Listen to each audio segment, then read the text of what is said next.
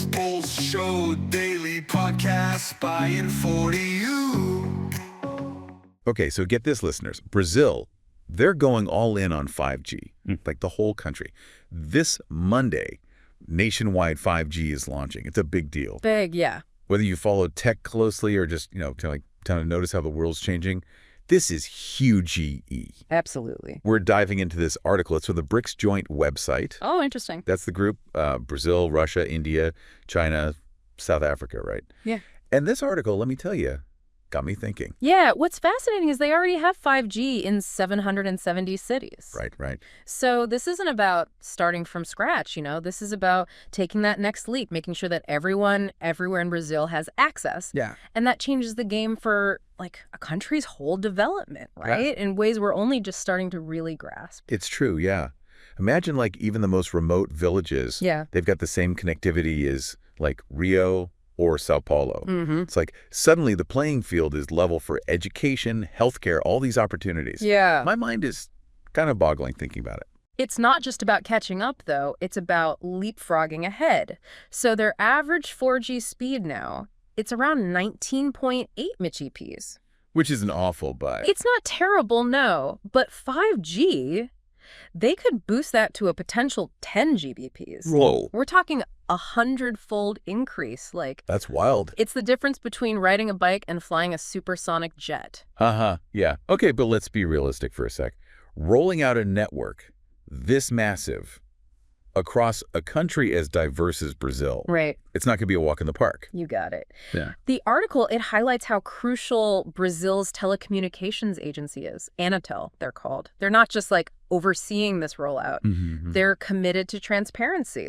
They're providing dashboards so people can track the progress, see which devices are 5G compatible, all that. Oh, I love that. Yeah. It's they're inviting everyone to be part of this whole thing, this tech revolution. Exactly. But even with the best planning, there's got to be hurdles, right? Of course. Just think about the infrastructure needed. Yeah. Cell towers, fiber optic cables, all that stuff. Yeah. And then ensuring coverage in the Amazon rainforest. Yeah. That's a whole other challenge. Oh, absolutely. And then there's the question of affordability.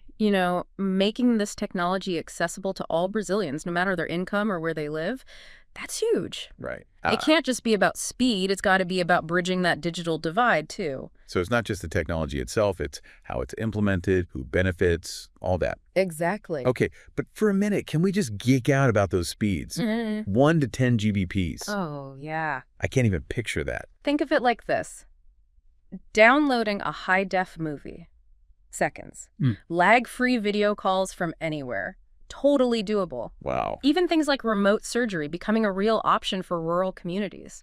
This isn't just faster internet. It's a whole paradigm shift in what's possible. Okay, now my brain's melting a little. Uh-huh. It's like stepping into a sci-fi movie. Yeah. But let's remember, this isn't the future. This is happening and now this Monday. Brazil's flipping the switch, taking this giant leap into the unknown. And the world's watching. Remember, they're part of BRICS, those major emerging economies. Right. Their success or failure here, it could have ripple effects way beyond Brazil. It's a bold move. The stakes are high. So it's not just about Brazil. It's about the role of these emerging economies in shaping the future of tech. Yeah.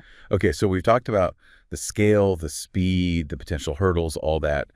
But what I'm really curious about is the deeper implications. Right. That's where we move from the what's to the so what. Because this isn't just about faster internet. This is about how technology reshapes societies, economies, even global power dynamics. And that's what we'll be exploring in the next part of our deep dive. We talk about technology and we think of speed, right? Yeah. Capabilities. Right. But what's really transformative is how it impacts our lives, the actual effects. Yeah, it's cool to say, oh, I can download a movie in seconds. Okay, but what does that actually mean for people? Exactly. Think about education, for example. Good idea. With this kind of 5G widespread remote learning, it's suddenly a real option, even in far out areas.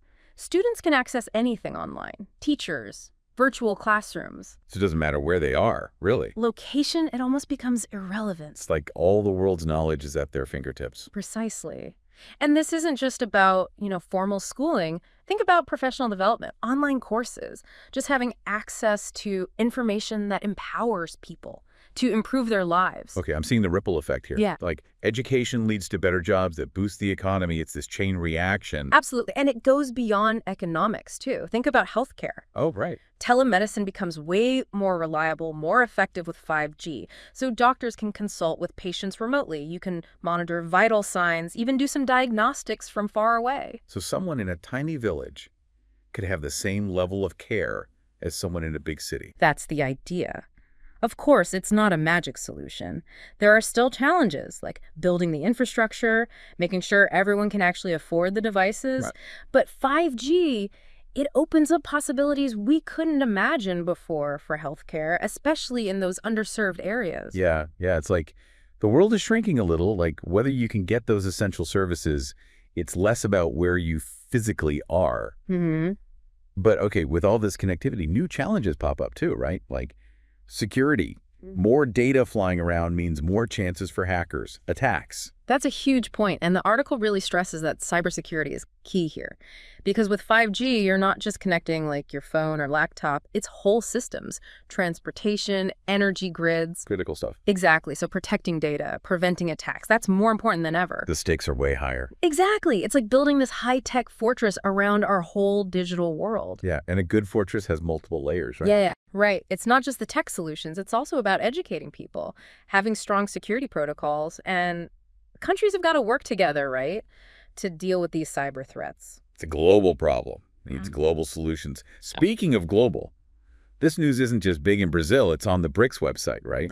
Meaning other emerging economies, they're paying attention. Oh, absolutely. Brazil doing this, it could push other nations to speed up their own 5G rollout. So we might be seeing the start of this, like global race to get connected, next level connected. It's like Brazil setting the pace, showing what's possible when a whole country commits to this tech advancement at this scale. And it's not just about the tech itself. It positions Brazil as a leader. Innovation, attracting investment, encouraging entrepreneurs, all of that boosts their economy too. It's like dominoes. One good change leads to another. Right. But okay, let's bring it down to earth for a sec. What does this mean for, like, the everyday person in Brazil? Imagine you're a small business owner. You're in a rural town.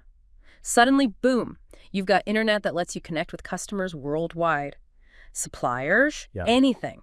You can expand your business, reach new markets, compete globally. So it levels the playing field for anyone who wants to be an entrepreneur. Doesn't matter where they live. Exactly. Or imagine you're a student. Right. And now, because of this, you can get online educational resources that you couldn't before. Learn skills, follow your passions, connect with people who share your interests. It's about giving people power, creating opportunity. Yeah. Making a more connected society, but a more equal one, too. Yeah, and it's not just work or education.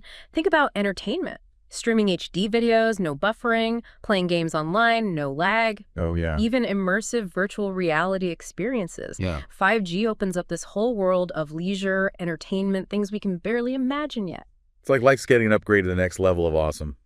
But got to be real. Not everything is going to be perfect, right? That's right. This level of connectivity, there's got to be some downsides, too.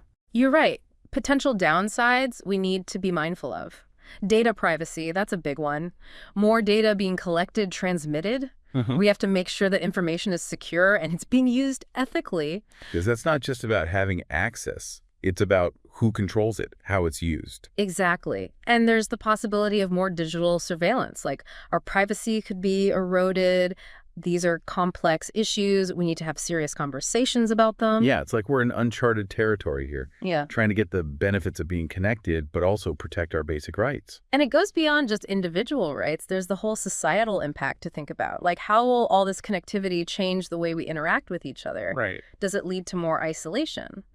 Or does it create new types of communities? And what about misinformation, propaganda? Yeah. That stuff could spread even faster with these networks. These are all valid questions, things we have to grapple with as we enter this like hyper-connected era. It's not just about using the technology, it's about shaping how it's used, making sure it serves humanity, not the other way around. Okay, so we've covered upsides, downsides, the impact on society, the ripple effects globally. There's one big thing we haven't really talked about, probably on a lot of our listeners' minds. The future of work. Exactly. Yeah, the big question. How will 5G change the way we work? Will it mean more jobs or less? Will it empower workers or just give more power to big corporations? And that, my friends, is exactly what we'll be diving into in the final part of this deep dive. Get ready to explore the future of work in a 5G world. Okay, so we've talked about Brazil, their big nationwide 5G launch, the scale, the potential, all the hurdles they got to overcome. But now, let's get to the question that's probably on everyone's mind. How's this going to change the way we work? It's the question, isn't it? Exciting and kind of scary at the same time. And honestly, the answers, they're complicated, still developing. Okay, so let's start basic. Remote work.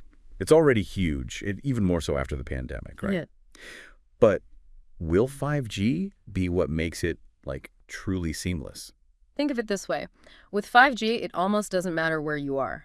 You could be collaborating on some complex project, in virtual meetings, using work software, all with the same speed, the same reliability, as if you were sitting right there in the office. No more, like, frozen screens during important presentations. I'm in.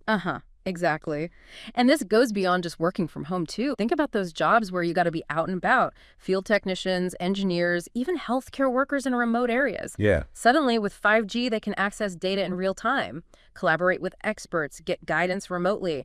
The lines between on-site and off-site, they kind of blur. It's like the office comes to the worker wherever they are. Yeah. But there's got to be a flip side. What about the jobs that can't be done remotely? That's where things get even more interesting. Because 5G, it's not just connectivity. It enables all these other technologies too, like augmented reality, virtual reality. Imagine a surgeon's doing a super complex procedure, and they're getting real-time guidance from a specialist.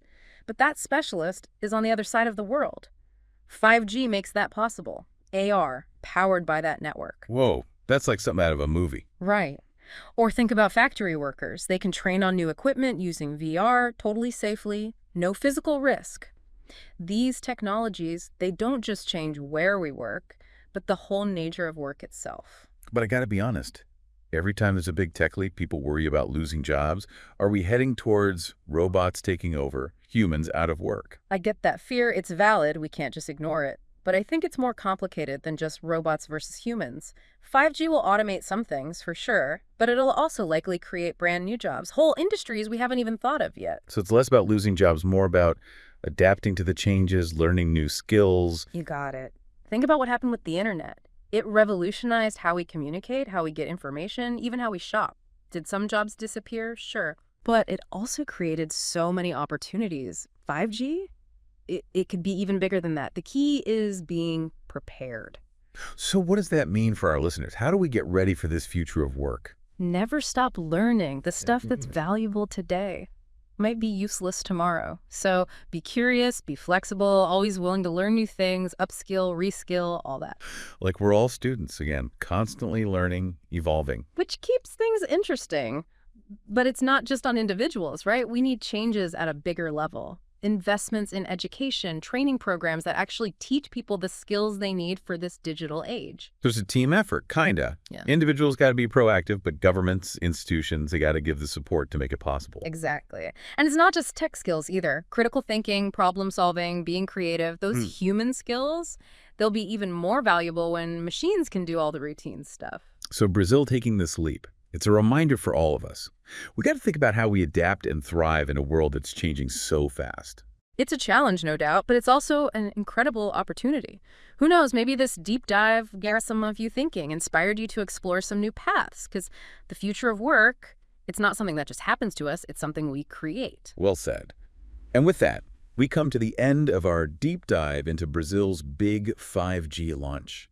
We looked at the technology, what it all means, how it could impact the way we work, live, and connect. It's a complex, ever-changing story, and we only scratched the surface, really. But hopefully we gave you something to think about, encouraged you to keep exploring all the possibilities that are out there. Because in a world that's changing this fast, the most important skill is being able to learn, adapt, and embrace the unknown. So keep asking questions, keep pushing boundaries, keep diving deep into the fascinating world we live in. And until next time, stay curious.